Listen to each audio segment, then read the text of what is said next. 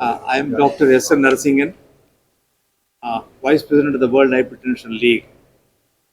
எதுக்கு world hypertension league நீங்கள் யோசனை பண்ணுவீங்க? வேர்ல்டு ஹைப்பர்டென்ஷன் லீக்ன்றது ஒரு பெரிய ஆர்கனைசேஷன். அதுக்கு கீழே நியர்லி 100 சொசைட்டிஸ் இருக்குது டிஃப்ரெண்ட் கண்ட்ரீஸில்.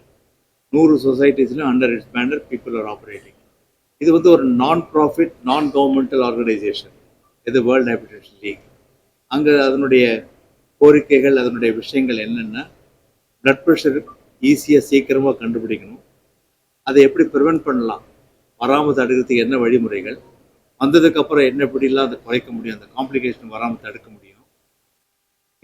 அதே சமயத்தில் வந்து இந்த நாலேஜ் வந்து எல்லா இடத்துக்கும் போகணுன்றதுக்காக இந்த 100 சொசைட்டிஸுக்கும் அவங்களுக்கு இன்ஃபர்மேஷன் கொடுத்து எல்லா உலகம் ஃபுல்லாக எல்லாத்துக்கும் பரவ வைக்கிறாங்க. ஏன் பிளட் ப்ரெஷர் பற்றி யோசனை பண்ணி பேசணும் இவ்வளோ அளவுக்கு அப்படின்னு நெக்ஸ்ட் கொஸ்டின் கேட்கலாம். உலகத்தில் இப்போ கணக்கெடுத்து பார்க்கும்போது 31% பீப்புளில் வந்து பிளட் ப்ரெஷர் அதிகமாக இருக்குது. அந்த 31% வந்து ரொம்ப அதிகமானது. சரி, இந்தியாவில் எவ்வளோ இருக்குது அப்படின்னு கணக்கு பார்த்து அதே 31% இந்தியாவிலேயே இருக்குது. நம்ம இந்தியாவிலேயே நீங்கள் பார்க்கும்போது 4ல் ஒருத்தருக்கு வந்து பிளட் ப்ரெஷர் இருக்குதுன்னு கண்டுபிடிச்சாச்சு. பிளட் ப்ரெஷர் அதிகமாக உங்களுக்கு உறுப்புகள் பாதிக்கும். பிளட் ப்ரெஷருடைய எஃபெக்ட்னால ஸ்ட்ரோக் வரலாம், பிளட் ப்ரெஷருடைய எஃபெக்ட்னால ஹார்ட்டில் அட்டாக் வரலாம், கிட்னியில் ஃபெயிலியர் வரலாம், ரத்த குழாயில் அடைப்பு வந்துடலாம். ஹார்ட்டில் திடீர்னு அட்டாக் வர்றது மட்டும் இல்லாமல் ஒரு ரத்த குழாயில விரிஞ்சிரும் உடஞ்சிரும் உள்ளரை. அது வந்து ஒரு டிசெக்ஷன் சொல்லுவோம். உடனே அர்ஜென்ட்டாக பார்த்தாகணும், இல்லைன்னா இறந்துருவார் பேஷண்ட். அப்படி இல்லைன்னா இருதய துடிப்புலாம் மாறி மாறி அடிக்கும். அதுவும் வந்து கொஞ்சம் டேஞ்சரஸான ப்ராப்ளம் பிளட் ப்ரெஷர் அதிகமாக இருக்கும்போது. ஸோ இதெல்லாம் குறைக்கணும், இதெல்லாம் தடுக்கணும் அப்படின்னா என்ன பண்ணணும்? பிளட் ப்ரெஷர் குறைக்கணும். பிளட் ப்ரெஷர்னா என்னன்னு ஜனங்களுக்கு தெரியாது. எவ்வளோ நார்மல் பிளட் ப்ரெஷர்னு நிறைய பேருக்கு தெரியாது. 120, 80 தான் உலகம் ஃபுல்லாக எல்லாருமே ஒத்துக்கிட்ட ஒரு நார்மல் பிளட் ப்ரெஷர். ஒத்துக்கிட்டுன்றது இல்லை, அதுதான் சயின்டிஃபிக்காக ப்ரூவ் பண்ண பிளட் ப்ரெஷர். ஸோ அதுக்கு மேலே போகும்போது 120 139 வரைக்கும் போகுது. இது வந்து 80 89 வரைக்கும் போகுது அப்படின்னு சொன்னால் உங்களுக்கு வர்றதுக்கான வாய்ப்புகள் நிறைய இருக்குன்றது அர்த்தம். அந்த ரேஞ்சை வந்து ப்ரீ ஹைப்பர் டென்ஷன் அப்படின்னு ஒரு டெர்மினாலஜி. அதெல்லாம் இப்போ அந்த டெர்மினாலஜி இல்லை, பட் அதை நம்ம டிவைட் பண்ணி கொடுக்குறாங்க. நீங்கள் டாக்டர்ஸ் இல்லை மற்றவங்க நான் மெடிக்கல் பீப்புள் இருக்காங்கன்னு சொன்னால் 120 139, 80 89 அந்த மாதிரி ரேஞ்சில் மேலே போயிட்டு இருந்ததுன்னா உங்கள் டாக்டர்கிட்ட கேட்டு அறிவுரைகளை கேட்கணும். சரி, எதுக்காக பிளட் ப்ரெஷருக்கு என்னென்ன பண்ணணும் அப்படின்னு கேட்டால், பிளட் ப்ரெஷருக்கும் வாழ்க்கை நெறிமுறைகளுக்கும் ரொம்ப கனெக்ஷன் இருக்குது. லைஃப் ஸ்டைலுக்கு பிளட் ப்ரெஷர் வர்றதுக்கு என்ன காரணம்னு பார்த்தா, ஒன்று வந்து டயட்டு, அதிகமான கொழுப்புச்சத்து உணவுகளை சாப்பிட்றது, அதிகமாக கார்போஹைட்ரேட்டை சாப்பிட்றது, டைம்லி ஃபுட் இல்லை ஹெவி ஃபுட்டு சாப்பிட்றது, வெயிட்டை குறைக்காமல் இருக்குது, ஒபேசிட்டி. செகண்ட் வந்து சால்ட் கன்சம்ஷன். சால்ட் வந்து நம்ம சாதாரணமாக வந்து நம்ம இந்தியாவில் வந்து 12 கிராம்ஸுக்கு சாப்பிட்றாங்க சால்ட்டு. ஒன்லி நம்ம recommended dose world health organisation WHO கொடுக்குற டோஸ் வந்து 5 கிராமுக்கு கீழே தான் சாப்பிடணும். இது எல்லாருக்கும் போய் சேரணும். யாருக்கு வீட்டில் சமைக்கிறவங்க அம்மாவோ அப்பாவோ, அம்மா தான் சமைக்கிறாங்கன்னு சொன்னால் அவங்களுக்கு தெரியணும் 5 கிராம் உப்புக்கு மேலே சாப்பிடக்கூடாது, நம்ம பையன் நம்ம வீட்டில் கணவர் சாப்பிடக்கூடாதுன்னு அவங்களுக்கு தெரிஞ்சுக்கணும். ஏன்னா நிறைய வந்து வெஜிடபிள்ஸ் வாங்கினா அதுலேயும் உப்பு இருக்குது, அந்த உப்பு மறந்துடுறாங்க. இவங்க சாத்தில் வேறு உப்பு போட்டு வடிக்கிறாங்க. மறுபடியும் இதை எடுத்த உடனே மறுபடியும் கொஞ்சம் பத்தலைன்னு சொல்லிட்டு இன்னும் கொஞ்சம் சூப்பு கொஞ்சம் கேட்டால் சூப்பில் உப்பு போட்டுக்கிறாங்க. ஊறுகாய் வச்சு சாப்பிட்றாங்க, அப்பளம் சாப்பிட்றாங்க, பப்படம் சாப்பிட்றாங்க, டின்ட் ஃபுட்டு சாப்பிட்றாங்க, சேச்சுரேட்டட் ஃபுட்டு நிறைய சாப்பிட்றாங்க. இப்படிலாம் சாப்பிடும்போது தான் பிளட் ப்ரெஷருடைய லெவல் அதிகமாகுது. ஸோ இதெல்லாம் வந்து நம்ம குறைச்சாக்கா பிளட் ப்ரெஷர் வராமல் தடுக்க முடியும். அடுத்தது வந்து பார்த்திங்கன்னா ஃபிசிக்கல் ஆக்டிவிட்டியே கிடையாது. நிறைய பேர் பார்த்தீங்கன்னா எனக்கு டைமே இல்லை சார் நடக்கிறதுக்கு. நேற்றே ஒரு டாக்டர்ஸ் மீட்டிங் நடந்தது. டாக்டர்ஸ் மீட்டிங்கில் நான் கேட்கும்போது எத்தனை பேர் எக்ஸசைஸ் பண்ணுறீங்கன்னு கேட்கும்போது ஒரு 30% பேர் தான் எக்ஸசைஸ் பண்ண முடியுது. டாக்டர் வந்து என்னால் ப்ளேம் பண்ண முடியல. காரணம் என்ன, எல்லா டைம்லையும் நம்ம ஒர்க் பண்ண வேண்டியதாக இருக்குது, அதனால் அவங்களுக்கு போகிற டைம் இல்லை அப்படின்னு சொல்கிறது அக்செப்ட் பண்ணிக்கலாமான்னு இல்லை, அக்செப்ட் பண்ண முடியல எங்களாலேயே. ஸோ நிறைய பேர் பார்த்தீங்கன்னா ஐடியில் ஒர்க் பண்ணுறவங்க ரொம்ப டைமே இருக்காது. காலையில் 7 மணிக்கு ஆனால் நைட்டு 10 மணிக்கு வர்றாரு வீட்டுக்கு. அவருக்கு டைமே இல்லை நடக்கிறதுக்கு. அப்படின்னு சொன்னால் அட்லீஸ்ட் வாரத்தில் சனிக்கிழமை ஞாயிற்றுக்கிழமை லீவ் எப்போ இருக்கோ அப்போது போய் கொஞ்சம் நடக்க ஆரம்பிங்க. வெயிட்டை குறையத்துக்கான முயற்சிகள் பாடுங்கள், ரெசிஸ்டன்ஸ் எக்ஸசைஸ் பண்ணுங்கள், இந்த ஃபிசிக்கல் ஆக்டிவிட்டி பண்ணுங்கள். யார் ஸ்மோக்கர்ஸ் இருக்காங்களோ அவங்களெலாம் ஸ்மோக்கிங் ஸ்டாப் பண்ணாங்கன்னா பிபி ஏறாமல் தடுக்க முடியும். ஆல்கஹால் கன்சம்ஷன் வந்து இப்போது டெய்லி சாப்பிட்றாங்க ஆல்கஹாலு அப்படின்னு சொன்னால் பிளட் ப்ரெஷர் ஏறிக்கிட்டே போகும். பிளட் ப்ரெஷருக்கான மாத்திரை உங்கள் டாக்டர் எழுதினா கூட பிளட் ப்ரெஷர் நார்மலுக்கு வராது. காரணம், உங்களுடைய stimulating blood pressure is alcohol. அதை நிறுத்தினா தான் பிளட் ப்ரெஷர் குறைய ஆரம்பிக்கும். ஸோ சால்ட் கன்சம்ஷன் குறைக்கணும், ஸ்மோக்கிங் ஸ்டாப் பண்ணணும், ஆல்கஹால் ஸ்டாப் பண்ணணும், ஃபிசிக்கல் ஆக்டிவிட்டி நல்லா இருக்கணும், டயட்டை மாடிஃபிகேஷன் இருக்கணும், சைக்கோ சோஷியல் ஃபேக்டர்ஸ். எப்போ பாரு டென்ஷன், டாக்டர் வீட்டில் போனால் டென்ஷன், வைஃப் போனால் டென்ஷன். ஆஃபீஸில் போனால் டென்ஷன், மேனேஜர் திட்டுறாரு, மேலே போன்றாரு, ஒர்க் பண்ணிகிட்டே இருக்கேன்.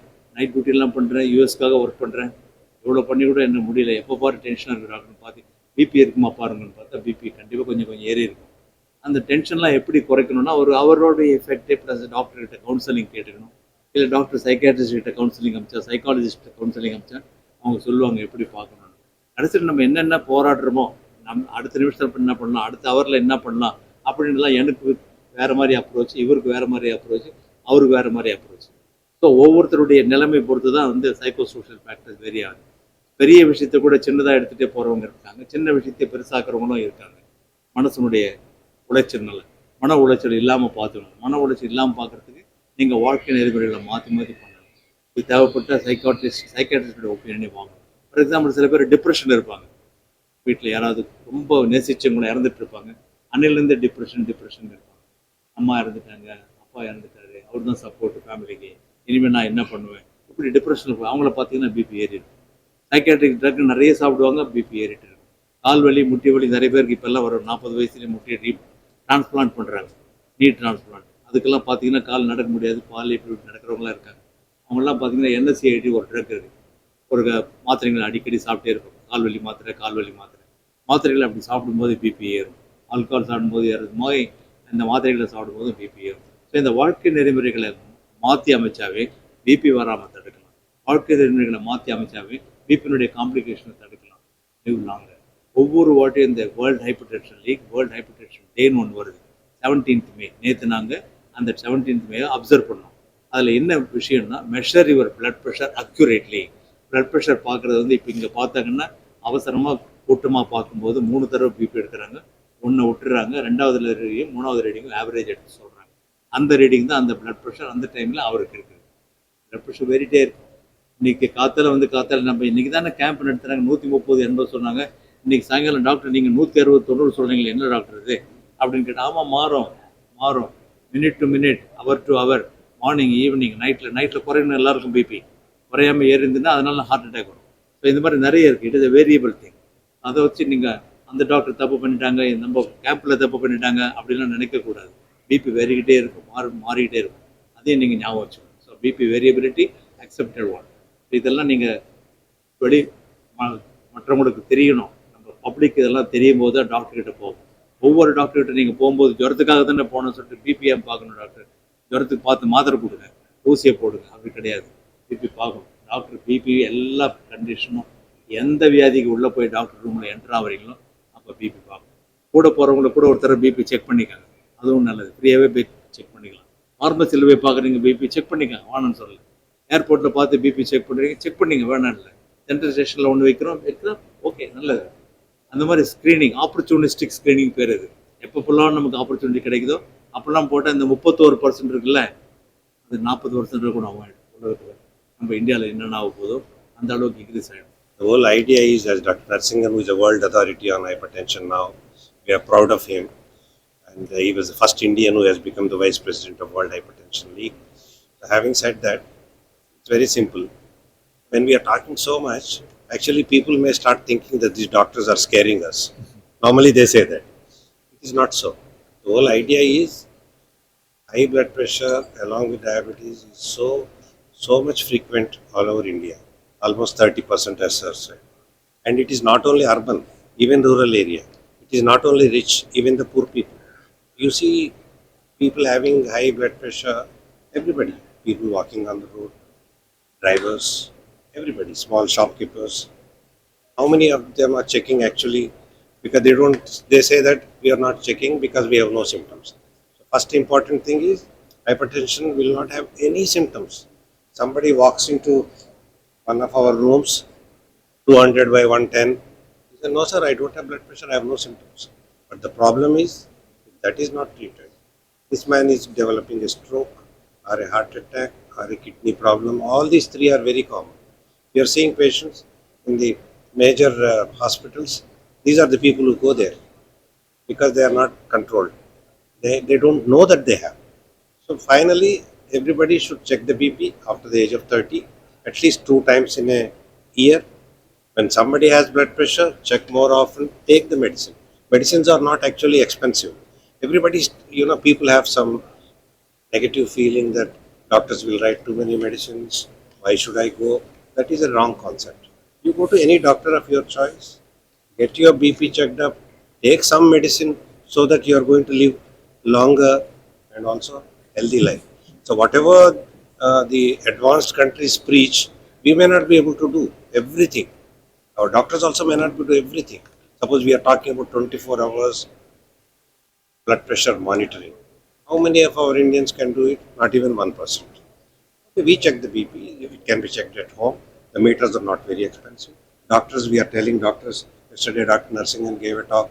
He told that Tamil Nadu, every doctor have to check the blood pressure. You may come with fever, but I have to check his BP. Maybe he's having BP. So finally, prevention is important, as you said. Habits are important. Lifestyle has changed. People are overweight. People are smoking, taking alcohol. Most important is the salt that he tried to tell us.